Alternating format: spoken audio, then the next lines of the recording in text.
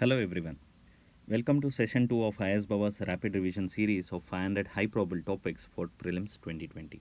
I'm Preetham Reddy and I'll be dealing 15 important topics which are crucial for prelims examination this year. So today's topic, that is topic 16, biorock or mineral accretion technology, is important because recently Zoological Survey of India and Gujarat Forest Department use this biorock technology in order to restore coral reefs in Gulf of Kutch. So remember first point that biorock technology for the first time was used in India in Gulf of Kutch in order to restore coral reefs, and this technology is involved with coral restoration. So biorock technology is a very innovative process in order to produce natural building materials in the sea. So second important point. Third important point, we will try to understand the working of this biorock technology. So through with this figure, initially metal structures are built, and to this metal structure safe low voltage electric currents. So safe low voltage electric currents are passed to the metallic structures. So this causes electroaccumulation of minerals dissolved in seawater on those steel structures and results in the formation of calcium carbonate, that is CaCO3. So you can see here from solar power supply, low voltage electric currents are supplied to the metal structures, and this results in electroaccumulation of minerals dissolved in seawater. At the same time, results in formation of CaCO3, that is calcium carbonate, which helps in coral growth. So you can see in the figure that coral reefs have been rapidly growing because of this particular technology. So third important point, that electroaccumulation of minerals dissolved in seawater on steel structures and CaCO3 formation.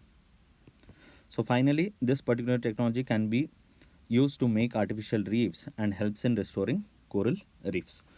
So some other important facts are architect Hilberts was the first person to develop this biorock technology. Later on, Tom Goro and Hilberts both joined Global Coral Reef Alliance, and now they are developing this biorock technology in order to restore coral reefs. So next important topic of the day, we will try to understand coral and coral reefs. So corals are part of Schedule 1 Wildlife Protection Act, and these corals are invertebrate animals, and they belong to Cnidaria family. They belong to Cnidaria family. And it is important to note that corals are made up of genetically identical organisms called polyps. So they are made up of genetically identical organisms called polyps, and these polyps have microscopic algae called zooxanthellae living with their tissues. Okay, so living within their tissues.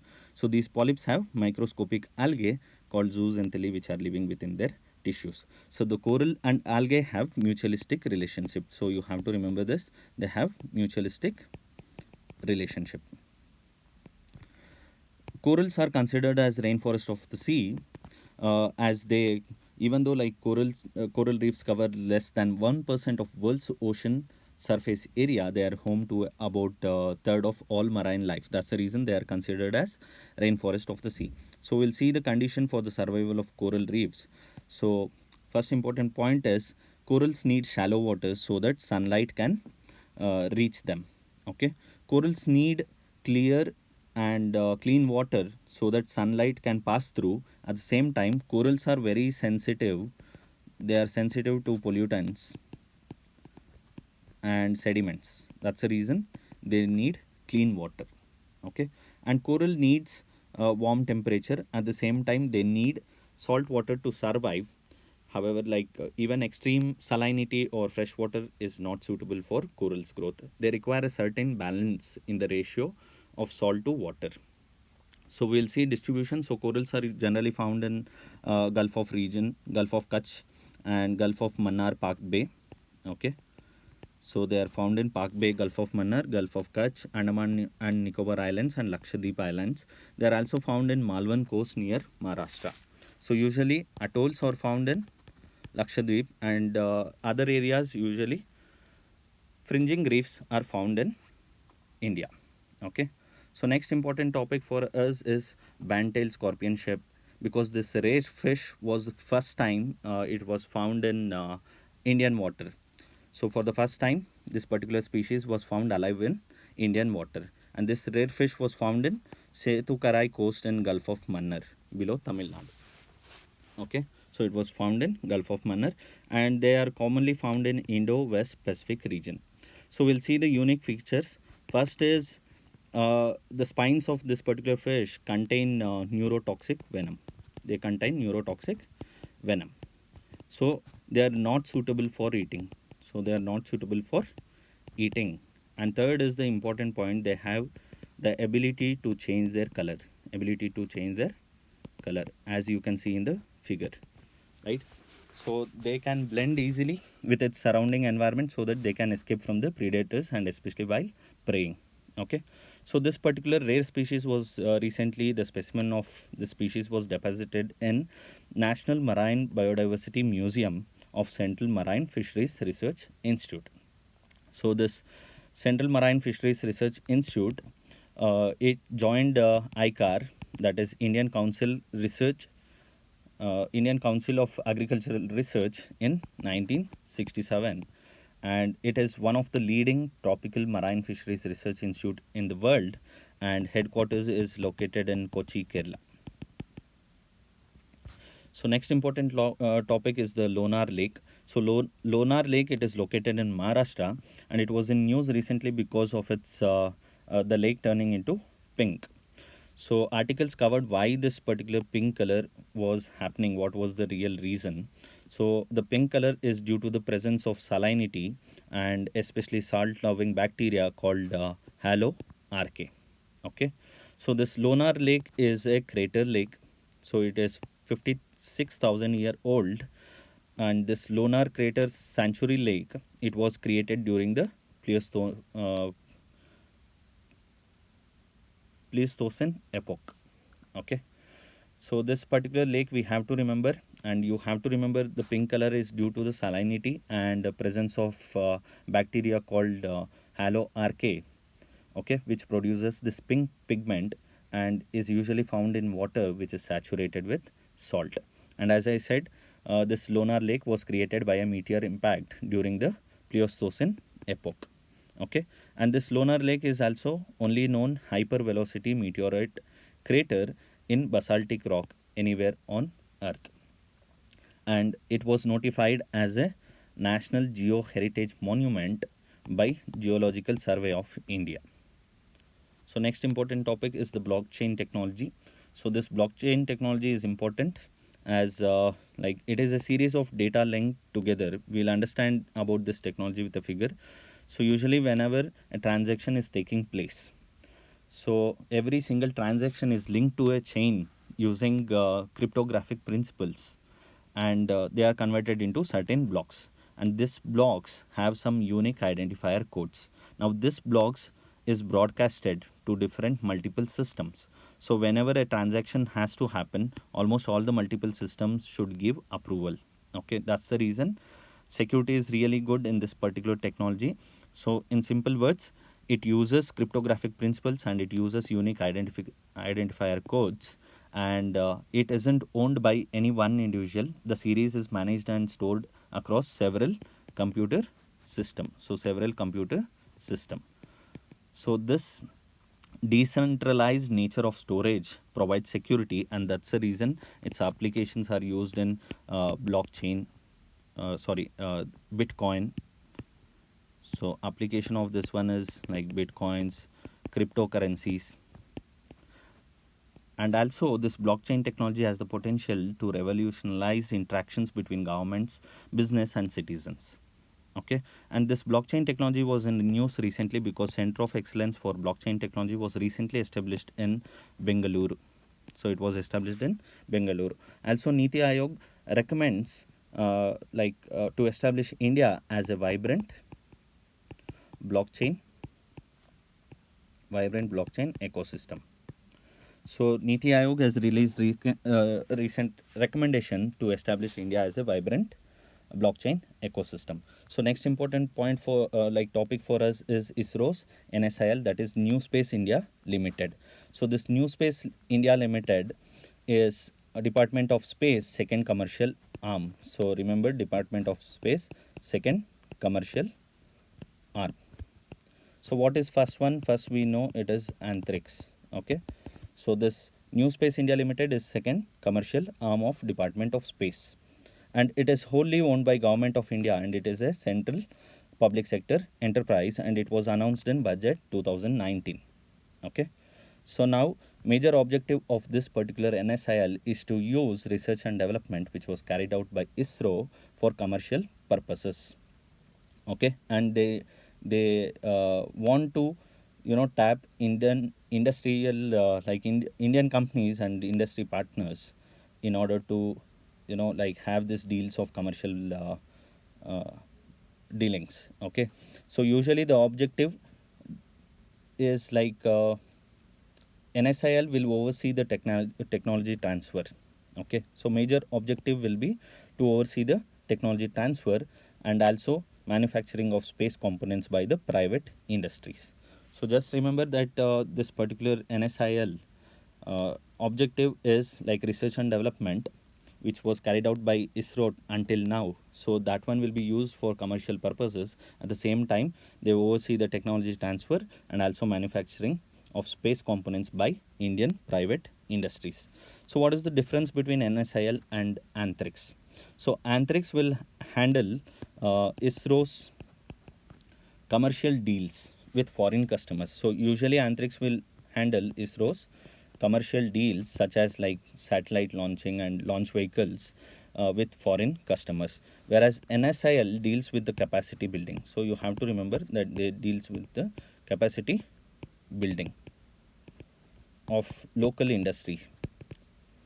So private industries can tap opportunities in manufacturing sector of space related any components and equipments. Okay, so NSIL deals with the capacity building of local industries, whereas ISRO deals with the commercial deals with foreign customers. So next important topic is IN-SPACe. So this IN-SPACe was recently created by Government of India. So it is an organization which was recently created by Government of India. It's called Indian National Space Promotion and Authorization Center.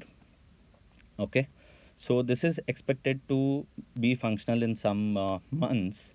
Okay, and IN-SPACe will be a separate vertical within the Department of Space. So just like Antrix and NSIL, okay, even this is under the Department of Space, and it will make independent decisions for permitting and regulating activities of the private sector. So it deals with regulations of activities of private sector. Also, major objective of IN-SPACe is to promote private industries in space sector. So obviously we will get doubt then what is the difference between NSIL and IN-SPACe, and also IN-SPACe and ISRO. Okay, until now ISRO dealt with regulation and promotion of building its routine satellites as well as rockets and launch services for commercial purposes also. However, in future IN-SPACe will deal with such activities. Okay, so it will function autonomously and it will function parallel to ISRO. Okay, at the same time we have to note that IN-SPACe will act as a national nodal agency for promoting private industries in space sector. Okay, so now we will be able to understand what is the difference between NSIL and IN-SPACe. So IN-SPACe will act as a nodal agency, and NSIL will be strengthened and it will be empowered with larger role to work with this IN-SPACe and to enable activities of ISRO. So ISRO had a lot of burden before. Now this NSIL and IN-SPACe will share those burden, and this restructuring will allow ISRO to allocate more time and resources for its R&D and future endeavors. Okay, so next we will be dealing with some important government schemes which were announced recently. So just remember certain important features. So Atmanirbhar Bharat Abhiyan. So it is a special economic package worth 20 lakh crore, and we have to remember here that this 20 lakh crore includes recent Government of India measures plus RBI measures also. Okay, and major aim of this Abhiyan is to make India self-reliant, especially by promoting local products, by promoting local products. Okay, and total allocation is said to be equivalent to 10% of India's GDP, and it comes out with a focus on land, labor, liquidity, and loss. Okay, there are five important pillars which we have to remember under Atmanirbhar Bharat Abhiyan, that is economy, infrastructure, system, and demography and demand. Okay, next important topic is credit guarantee fund scheme and credit guarantee trust for micro and small enterprises. So recently, this credit guarantee fund scheme for micro and small enterprises was launched by Government of India, so that collateral free, collateral free credit be provided to the micro and small enterprises. So just remember that it is a collateral free credit scheme to micro and small enterprises, and coverage is both existing and new enterprises can avail this particular scheme. Okay, and it is important to note that recently again the trust, so credit guarantee fund trust for micro and small scale enterprises was also recently announced under this scheme, that is under the credit guarantee fund scheme. So this was established by Ministry of MSME and SIDBI, that is Small Industries Development Bank of India, to implement the scheme. Okay, next important topic is to know the new definition of MSME. So on June 1st, 2020, June 1, 2020, Cabinet Committee on Economic Affairs, it approved a revision in the definition of MSME due to the recent COVID pandemic. Okay, so it changed the definition under the Act, Micro, Small and Medium Enterprises Development Act. So this act usually provides two classification, that is investment in plant and machinery for enterprises engaged in manufacturing or production of goods, and second important thing is it used to classify MSMEs based on the investment in equipment for enterprising providing services. Okay, so now the changes include two things, that is one is investment and the other is the turnover. Okay, so this new definition has been made, and according to the new classification, units with investment in plant and machinery or equipment up to 1 crore and turnover up to rupees 5 crore will be considered as micro enterprise, and units with investment in plant and machinery or equipment up to 10 crore and turnover of around not up to, like not more than 50 crore will be considered as small enterprises, and medium enterprises have investment up to 50 crore and turnover should not be beyond rupees 250 crore, and they will be categorized as medium industries. Next important topic is Mudra Shishu loan and micro units development and refinance agency. So in this Mudra Shishu loan, recently Government of India announced this Mudra Shishu loan, and they said like it is majorly for promoting small businesses and cottage industries. Okay, so major feature of this particular scheme is around 1500 crore interest subvention has been announced, and 2% interest rate subvention for a period of 12 months shall be offered by the government. It also benefits small borrowers, especially loans up to 50,000 rupees. So this micro Shishu loan is a part of like funds provided by micro units development and refinance agency. Especially Mudra offers three interventions or initiatives, that is under Shishu loan, Kishore loan and Tarun loan. So Shishu loan will provide loans up to 50,000 rupees. Kishore loan will provide up to 50,000 to 50 lakh, and Tarun loan will provide from 5 lakh to 10 lakh. So usually a prelims question can come, match the following, like which of the like what are the features of which particular scheme. So remember, Shishu deals with loans below 50,000, Kishore 50,000 to 5 lakh, Tarun 5 lakh to 10 lakh. Okay, so this micro units development and refinance agency is a non-banking financial company, and it provides refinance support to banks and microfinance institutions up to 10 lakh, and they also provide refinance to micro businesses under this Pradhan Mantri Mudra Yojana. So we have Pradhan Mantri Mudra Yojana, and the loans have been like the refinance support has been provided by this particular agency. So they support banks, they support microfinancial institutions, and also the micro businesses under Mudra scheme. Next important topic is PM Swanidhi. So PM Swanidhi was recently announced by Ministry of Housing and Urban Affairs, and it is to support the street vendors. Okay, so this particular scheme is a special micro credit facility. It's a special micro credit facility scheme, and it was announced by Ministry of Housing and Urban Affairs. So we'll remember these features. So usually street vendors can avail loan, capital loan of up to rupees 10,000, and if they repay the monthly installments, like they have to repay the monthly installments within the tenure of 1 year, and interest subsidy at 7% per annum will also be credited to the bank's account of beneficiaries through DBT on 6 monthly basis, and there will be no penalty if in case of early repayment of the loan. And it is supposed to benefit street vendors, hawkers, telawalas, etc.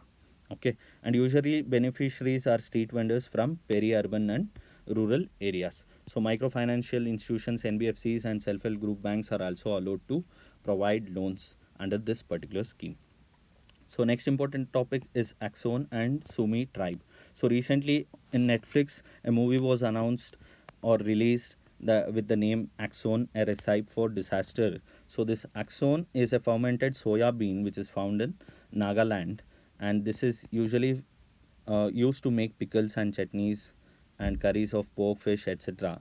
And they are particularly used by Sumi tribe. So simple question can come that Sumi tribe is associated with which particular state. Okay, so last but one topic, that is chemicals in news, or we can say pollutants in news. So there were even previous year question paper had some insecticides or pesticides related question, which they had asked like 3 to 4 chemicals or pollutant names. So try to remember this: dioxin, furan, mercury, polychlorinated biphenyls. So these are the pollutants which are resulted due to burning of plastic waste. So there are certain next important thing is to remember the persistent organic pollutants which were recently amended according to the Stockholm Convention. So in Stockholm Convention, dicofol, which is kind of like pesticide and chemically related to DDT, was totally banned in COP9 Stockholm Convention, and phorate, that is organic phosphate, used as an insecticide. So it was listed with some exemptions under Annex A of Stockholm Convention. At the same time, two chemicals, that is phorate and uh, like HBCD, and HBCD is hexa bromo cyclododecane, which is used as a brominated flame retardant. So even on this one, there is some mandatory PIC to be followed now. Okay, so there are, just remember that these things were recently in news, and they are persistent organic pollutants, and recently there were some ban or some kind of regulations associated according to the Stockholm Convention COP9. Okay, and we also like came across certain terms like malathion, parathion, diazonium, fenthion, these chemicals. So these are some insecticides which are used to tackle locust attack. So final topic for the day, Ausudu bird sanctuary. It's very important because this year it was in news because this particular wetland is getting is actually an example of degrading wetland and has been facing serious threats. For the first time in 80 years, this particular lake, Osodu Lake, is going dry. And this Osodu Lake is a man-made lake, and it is located in Tamil Nadu and Puducherry along the Coromandel coast. So this Osodu Bird Sanctuary and the lake is also eco-sensitive zone and is a wetland. Okay, so Asian Wetland Bureau has declared this Osodu as one of the significant wetlands in Asia. So around 115 wetlands are there in Asia, and this Osodu Lake is one of the significant one. And this lake is identified as a wetland of national importance under the National Wetland Conservation Program under Ministry of Environment, Forest and Climate Change. Also, this Osodu Bird Sanctuary is designated as important bird area of India and Bombay Natural History Society and BirdLife International had designated this area as an important bird area. And this particular bird sanctuary and lake is also identified as a heritage site by IUCN, ranking it among the most important wetland of India. So of Asia. So it is please remember Osodu Bird Sanctuary. It is in Tamil Nadu, Puducherry, along the Coromandel coast. Okay. So these are the topics for the day, and thank you. Do subscribe and do comment if you have any queries.